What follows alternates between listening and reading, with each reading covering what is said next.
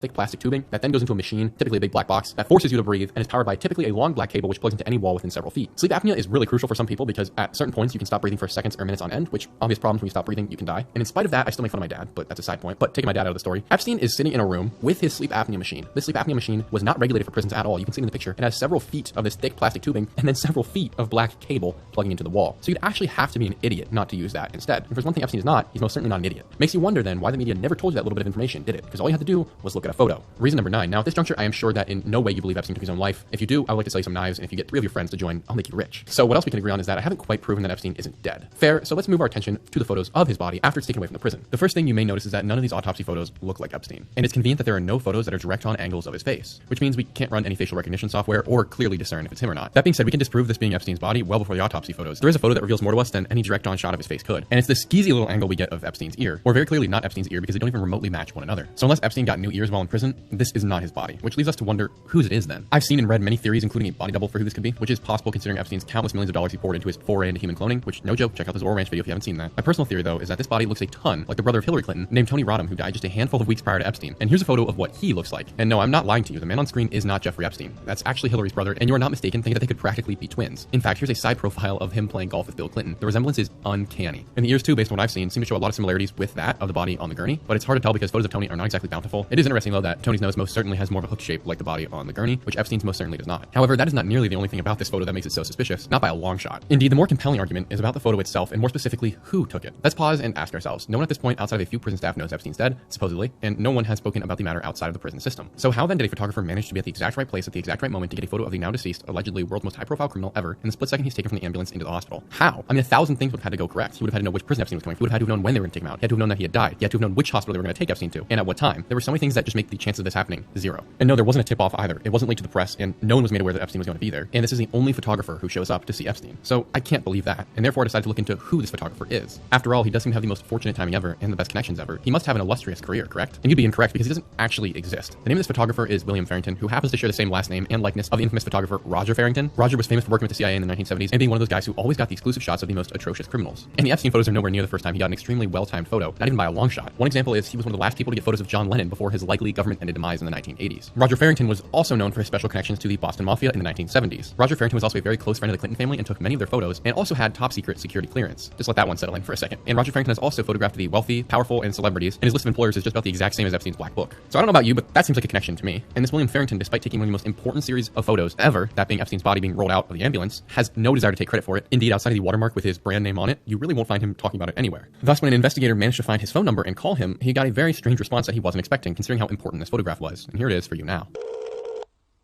Hello? Hi, is this Bill Farrington? Who's calling? My name's Robbie Walters. I'm a freelance writer from upstate New York. What's going on? I wanted to see if you had like a minute or so to talk about that Epstein photo you took on Saturday. I don't really care to talk about it. Well, it's like a worldwide photo now. It's like probably the photo of the year. I just was, I don't think so. I think that's not meant to. Thanks, Robbie. I appreciate your time. Okay, Okay. all right, bye.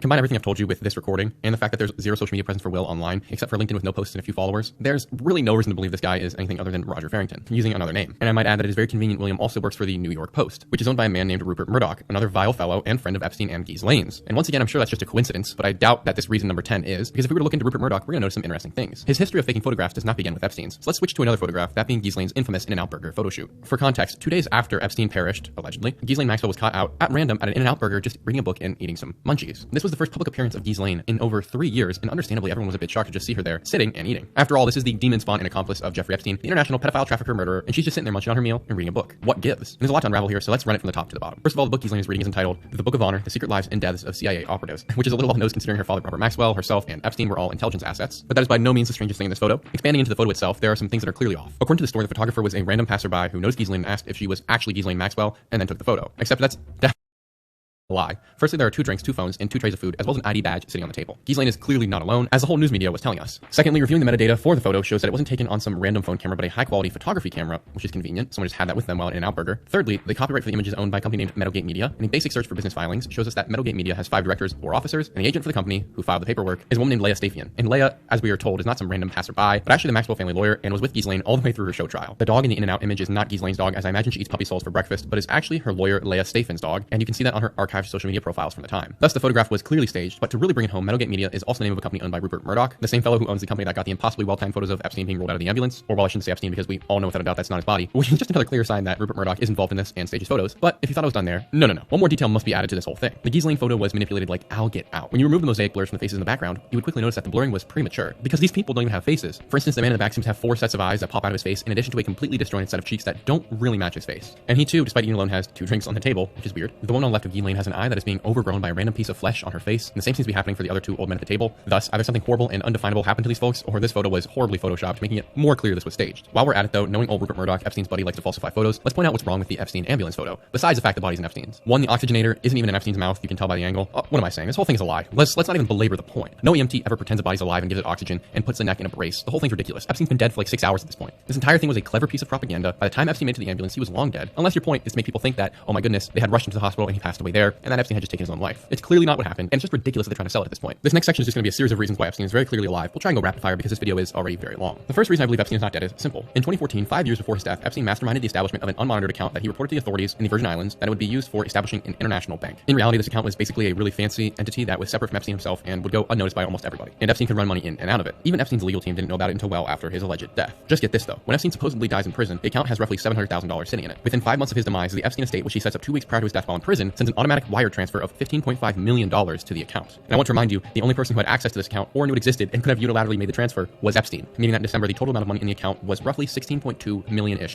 Once again, only one man is capable of this, and he's supposedly deceased. Even stranger, no one ever presses Epstein's legal team on this. This story dies right about the same time, with no major news media coverage, which is why you've never heard of it likely until right now. There was one report I was able to find with any amount of decent information in it, and the judge says about the money that there is no explanation for it, and then the lawyers for Epstein proceed to claim that the money transfer was an error, and that the money was just used to make basic payments like cable bills. First of all, is it an error, or is it for paying bills? Because 1, you don't make a $15 million error, and 2, you don't need $15 million to pay for your cable bill. And $16.2 million is more than enough to live off of, or in my theory, to get to another country with. And I don't want to leave out that within a few weeks of Epstein's account receiving this $15 million transfer, all the money was liquidated, and before the new year, it was gone. No one knew where it went. On that note, there's an interview from an Epstein source claiming to be a Mossad agent. The agent goes on to claim that Epstein is alive and continuing his evil ring from the deserts of Israel, where he is being protected, and that Epstein has also continued the cloning operations we uncovered previously. The Mossad agent says he, along with many of his friends, were tasked with guarding Epstein, but are disgusted. Epstein is taking children from the streets of Israel and doing unimaginable things with them. And whether you take him at his word or not is up to you, but we do know that Epstein and Ghislaine's dad and Ghislaine herself were all Mossad agents based on the last video. And there is a picture of Epstein wearing an IDF or Israeli Defense Force shirt on a private jet with another individual. And finally, former Prime Minister of Israel, Ehud Barak, was one of Epstein's best friends visiting his home in New York over 30 times after Epstein was convicted of sex trafficking children. It is also known that girls would walk into Epstein's home that very same time that Ehud was visiting. And let's not forget that the government of Israel is one of the most pervasive examples of defending pedophilia. They do it for fun over there. Moving on to the third rapid fire reason Epstein is not dead is that after doing that 30-minute Zorro Ranch video, I realized something very odd. A few years after Epstein allegedly passed away in prison, an anonymous buyer came forward and purchased the property at about a $10 million discount. And to this day, multiple years later, we've never gotten a single bit of information about who owns the property. And I do have to imagine that only one person would really be willing to buy that kind of property, considering that the entire thing is covered in cameras, and there's a kiddie strip club in the basement, and egg farms, and all sorts of other disgusting things. Which then makes me wonder why this buyer has been left anonymous, because there's only so many people in this world who have the sort of money to acquire such a property. There's even fewer people who would know how to operate all the things inside of the property. And finally, keeping the buyer anonymous really does make me think that Epstein just reacquired the property under a different trust so that no one would be the wiser. Because after all, CNN and Fox told us he's dead, so he's dead. But sorry, that's too conspiratorial. 4, Epstein was clearly wealthier than anyone has ever been told. I've seen the numbers of his net worth go up every year from 500 million to 600 million to a billion to 2 billion. He clearly had a lot more money than we were aware of, and more important than money was his sway. He had connections to just about every single wealthy or powerful person or celebrity on the face of the earth, and there's no shot that he ended his life in prison. He most certainly got out. But one reason why I think that is because most of Epstein's wealth and his properties have been hidden to us. For instance, I'm assuming that you did not know, as I didn't until recently, that Little St. James, the island of infamy that comes to mind for everyone when they think of Epstein, was actually one of 2 islands he owned. He admitted to this in an interview. Little St. James is the little version of his other island, which is named the Great St. James. Little St. James is about 71 acres, and his Great St. James is 2.5 times the size of that, coming in at a whopping 161 acres. That island has never been searched, and we do know that there are buildings on it, but no one really seems to be able to get pictures of the property up close, which is just another odd addition. It's also worth noting that allegedly these islands were sold, but to an anonymous buyer, for whom we have never gotten the name for, which co-aligns with just about every other Epstein property that has been sold to date. They all have anonymous buyers who never want to come forward. At the same time as this, we have drone footage of Epstein's little island a short while after his death, and while this drone was flying around getting video of the property, he noticed that there was a couple of people hanging out there. At first, one would assume that they were just landscape workers, but upon a second glance, he noticed that besides the black guy, is this really oddly familiar looking white guy with white hair. He's just hanging out on his ATV, standing there, until he notices that there's a drone above him, at which point he hides his face for a little bit and then gets into the ATV and immediately drives as fast as possible into the garage where he's never seen again. And the angle is a bit tough, but that gringo does seem to look a lot like Epstein, and it is his island, so who knows? Definitely worth thinking about, but once again, not something you find in the news media. And the resemblance truly is uncanny. But above all, if there were a reason to believe Epstein did not take his own life, and that he is still alive, it would be how quickly the media tried to cover it up. From left to right, I really don't care what your politics are. Every mainstream source was afraid to follow a real lead, like the magic money transfers Epstein was receiving, and they programmed us with hundreds of articles to not question the narrative. Because if you do, you're just an idiot and you love conspiracy theories. Well, you know what? There's an international child sex trafficker blackmailing the most powerful and wealthy people on earth, getting them to kids on camera, murdering them, and stealing their eggs, and discussing how he wanted to clone himself. He also had dirt on just about everyone in power, and you want me to believe he took his own life? I'm not that mentally deficient. That's just not going to work. That's not a conspiracy theory theory, that's just a conspiracy. Now, I could continue this rant for hours on why Epstein clearly is not dead. There are facts upon facts upon facts that we could look into, but I think there's something even more compelling than that. Let's just take a look at everyone who had a chance of breaking this case open or might have had any amount of evidence on Epstein and what's happened to them since Epstein passed away, because it seems a little too convenient for my taste. Take Virginia Giuffre, for instance, who was living in Australia with her family at the time at their ranch when she got into a car accident and was given 4 days to live, according to a post she made to social media. Shortly thereafter, though, she seemed to recover and was fine again, which is a little odd. Her family then made the effort to go online and say that Virginia was just not in her right mind after the accident. Yet, according to Australian police reports, there were no injuries reported from this car accident. At the same time, we're getting news that her husband was abusive. Yet we also know that her husband had claimed that Virginia was abusive, and they had both been in court over this. Once again, though, we have no actual proof that anyone was abusive in the relationship because I can't even really find many of Virginia's posts on the topic. Continuing on with that, Virginia in April of 2025 is found dead by suicide, which is odd, and I don't believe that, period. But I especially don't believe it because Virginia made a post to social media discussing how if she's ever found dead by suicide, it wasn't of her own volition and that she did not commit suicide. She was murdered. Continuing even further down that rabbit hole, there's a note that she left that her family said was a suicide note. Except we've only gotten a very tiny part of that note, and it reads as follows. Mothers, fathers, sisters, and brothers need to show the battle lines are drawn and stand together to fight for the future of victims. Is protesting the answer? I don't know, but we've got to start somewhere. They kind of tried to phrase this as a suicide note, or like something was going on with Virginia and she took her life over this, but this is clearly not a suicide note. It's saying that you want to continue the fight, which she obviously did by putting on blast Epstein and Ghislaine and everything that they had done. And looking at the letter itself, you can see that there are bullet points, meaning that these are just a few of many points she had listed out for us to know, yet only this small section has ever been released to my knowledge. So very odd and too much mystery surrounding her death for me to believe it's just a suicide. Continuing on, we have Mark Middleton, who served as a special assistant to President Bill Clinton during the first term of his presidency. Mark Middleton had admitted Epstein into the White House at least 7 of his 17 times visiting during that first term, meaning Mark had access and knowledge of everything that went down between the two, and yet Mark died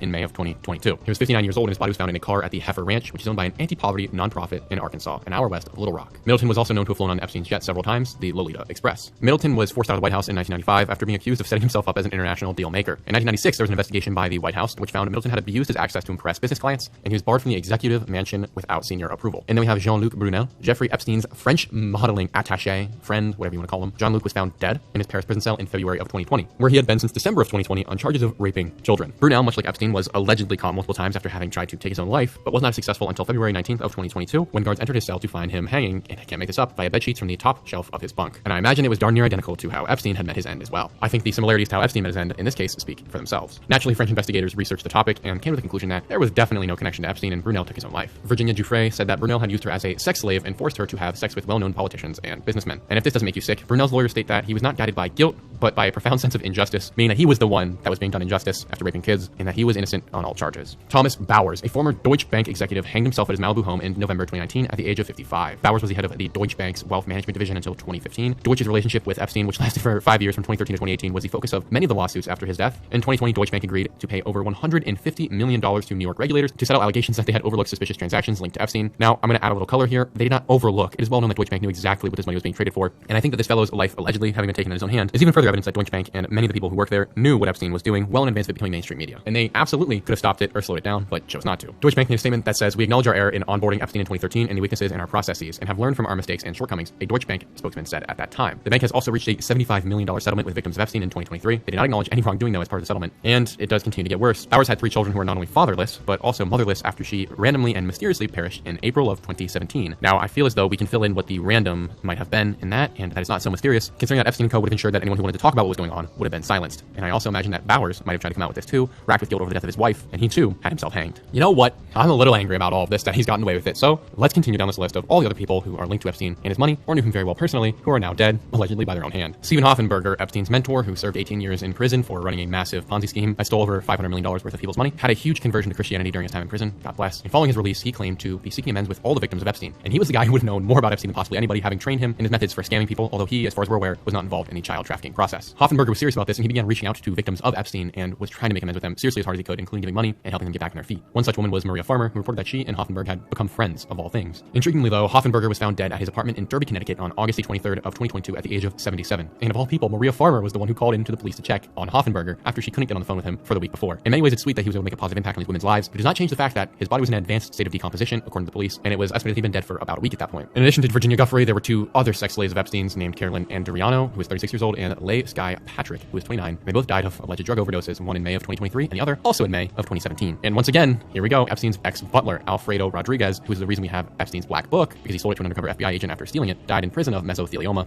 allegedly. Seems like a fat chance of that happening. In addition to this, 2 of Epstein's attorneys have passed away. One was Kenneth Starr in September of 2022 at the age of 76 due to a surgical complication, and a man named Roy Black, who died at the age of 80 just last month. Joe Ricari, the Palm Beach police detective who led the Epstein investigation initially and pushed officials for justice hard, died May 25th of 2018 after a very short illness. He was 50. Marvin Minsky Minsky, the MIT artificial intelligence pioneer and named in Virginia Giuffre's Epstein allegations, suffered a fatal cerebral hemorrhage in January of 2016 at the age of 88, while Ronald R. Eppinger Sr., who was a Miami pimp, was allegedly the first to traffic Giuffre, died at the age of 80 in November of 2006. Two investigative journalists who had been chasing Epstein in the scandal also met their end. Former NYPD detective and Epstein book author named John Connolly passed away in January of 2022 at the age of 78. Additionally, in May of 2016, seems like a lot of these happened in May, Wendy Lay had her body discovered by the police under her London balcony, and police have still referred to it as a suicide, although I'm not quite sure how that could happen. At the time of her demise, she was 65 years old. Steve Bing, 55-year-old movie producer, fell from the 27th floor of his LA apartment building in June of 2020. Guess the conversation he just had with the FBI. You'd be correct, he had just been speaking to the FBI about Jeffrey Epstein and what he was up to. Bill Richardson, another New Mexico governor friend of Epstein's, died in his sleep in September of 2023, at the age of 75. Many of these deaths may be newer within the past decade, but it goes a lot further back than that, and I'm sure we could find even more evidence. We all know that Les Wexner hired Epstein on to manage everything for him, financially speaking, which is not suspicious whatsoever, but you might not know that even before that, there was someone else who had been in a similar position to Epstein that was in charge of managing a lot of Wexner's assets, but also in charge of some of his business operations. In March of 1985, this man was gunned down shortly after being questioned by the IRS about illegal tax shelters, which is very interesting considering that Epstein's job was allegedly at Bear Stearns to be the guy who would help the ultra-wealthy pay as little taxes as possible. And now, as we sit today, the most important accomplice of Jeffrey Epstein, Ghislaine Maxwell, sits behind bars in prison. And I just want you to think, based on the track record, what's probably going to happen to her is a suicide of some kind. Now, whether or not that staged is up to you, but I do think that without a doubt, we have most certainly proven that Epstein did not take his own life. Epstein is certainly alive, and that Epstein is a threat to anyone and everyone who was around him. And that's why the ultra-powerful, wealthy, and the celebrities have maintained silence on the topic. And to this day, the media continues to push the narrative that Epstein did die in that prison cell, and that